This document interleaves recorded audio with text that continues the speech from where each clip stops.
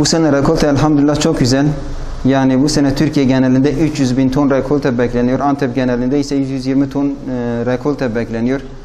Geçen sene olmadı sene 60-70 bin ton rekolte olmuştu. Bundan dolayı biz çok sıkıntı çekmiştik. Fiyatlar çok yükselmişti. Yani biz ne çok aşağı düşüp çiftçinin zarar etmesini ne de çok uç bir noktaya çıkıp bizlerin zarar etmesini istiyoruz.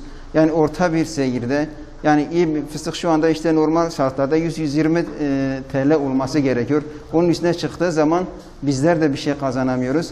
Yani rekoltenin böyle olması çiftçiler kadar bizleri de sevindiriyor. Çünkü böyle olması hem biz kazanacağız hem çiftçiler kazanacak. Yani fiyatlar geçen işte kışın Şubat'tan Mart'ta 170-180'e kadar yükselmişti. Şu anda 130-140 TL civarında. Ve bunun daha da 120 TL kadar düşmesini bekliyoruz. Yani elbette bu bayramda da bir hareketlilik oluyor ama her ne kadar olsa Ramazan bayramı kadar olmuyor. Çünkü bundan millet kurban telaşına düştüğü için ister istemez baklavaya çok yanaşmayabiliyor. Ama Ramazan bayramı kadar olmasa da bir hareketlilik bekliyoruz aynı şekilde.